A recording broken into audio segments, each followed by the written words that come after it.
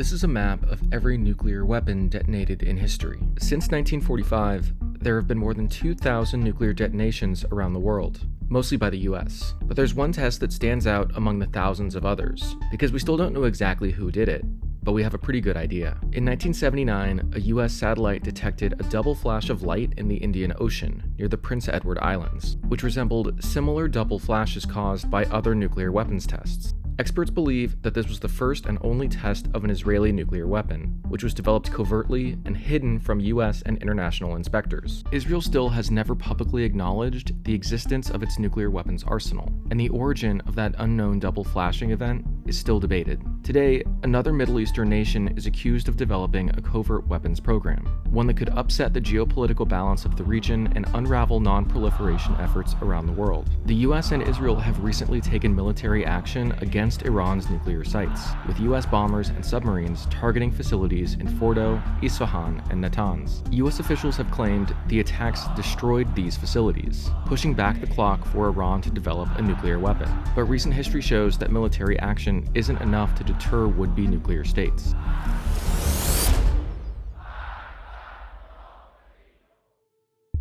Israel began pursuing nuclear weapons in the 1950s, as the first Prime Minister, David Ben-Gurion, believed it was necessary to offset the combined conventional superiority of Israel's neighboring Arab states. Israel purchased a reactor from France in 1957 and began construction of their covert weapons program, which was disguised as a civilian nuclear power plant. They even built a fake control room to deceive inspectors trying to ensure they weren't developing nuclear weapons. Natural uranium can't be used in a commercial power plant or a weapon because it's composed of roughly 99% uranium-238, which cannot sustain a chain reaction, and less than 1% of uranium-235, which can. To increase the concentration of uranium-235 in fuel for use in nuclear technologies, large centrifuges are used to separate heavier uranium-238 isotopes from lighter uranium-235 isotopes, a process better known as enrichment. The uranium enrichment level is important because most nuclear power plants use fuel that's enriched only to 3 to 5%. Some advanced reactors require enrichment between 5 to 20%, 90% is preferred for the most powerful nuclear weapons, but anything above 20% is considered highly enriched because it could be used in a nuclear weapon. Israel's nuclear weapon test in 1979 was likely conducted with highly enriched uranium stolen from a US nuclear fuel manufacturing plant. In 1968, the CIA found traces of uranium enriched to 97.7% near the Dimona plant, which was the same enrichment level as the material declared missing by the United States in 1966, and that was used exclusively in US naval reactors. Other reports have claimed Israel also had enrichment capabilities within its Dimona nuclear power plant. In 1986, Mordechai Vanunu, a former Israeli nuclear technician and peace activist, revealed details of Israel's nuclear weapons program, including the actual purposes of the Dimona facility and the existence of secret plutonium production below the installation. Vanunu was later convicted of treason and imprisoned for 18 years, including more than 11 years in solitary confinement.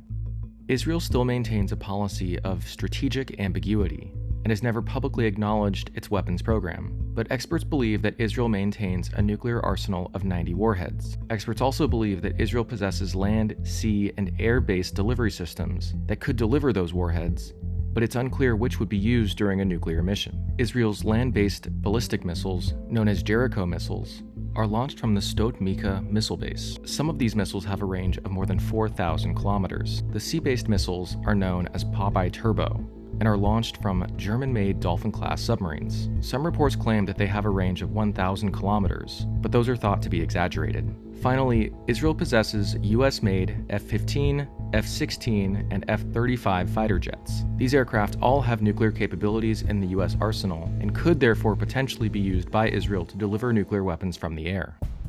Ironically, the US was also instrumental in setting up Iran's nuclear program in 1959 as part of the Atoms for Peace initiative that began under Dwight Eisenhower. In 1979, the same year as Israel's suspected nuclear test, the Iranian Revolution overthrew the ruling pro-Western government headed by the Shah of Iran, and the imperial state of Iran became the Islamic Republic of Iran under the rule of religious fundamentalism. Despite having signed the Nuclear Non-Proliferation Treaty in 1968, the new government began covertly seeking to develop a nuclear weapons program in the 1980s. This has long been recognized as enormously disruptive to geopolitical dynamics in the Middle East and North Africa.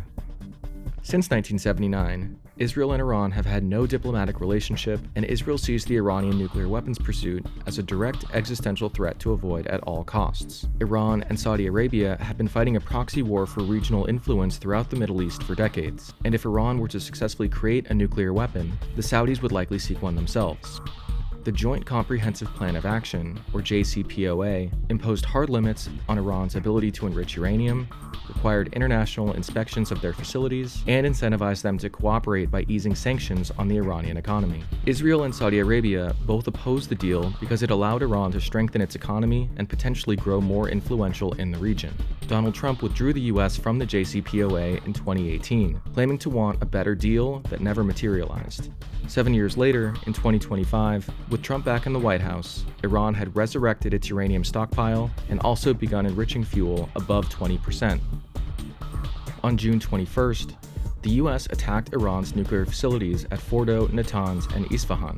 Trump initially claimed that the attacks were a spectacular military success that had completely and totally obliterated Iran's nuclear enrichment facilities, but intelligence assessments indicated it only set the program back a few months. While Trump claims that now is the time for peace, something much worse may be in store.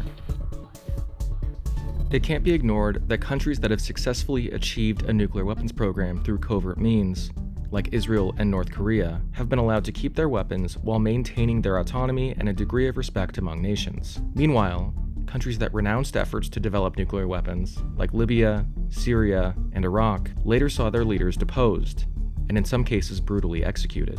The strikes on Iran's nuclear facilities have pushed back the timeline for them to create a nuclear weapon, but recent history shows that diplomacy is still the most effective deterrent against nuclear proliferation. At best, military action encourages countries to keep trying or even accelerate their efforts toward a nuclear breakout. At worst, they might encourage other countries to try and acquire nuclear weapons themselves.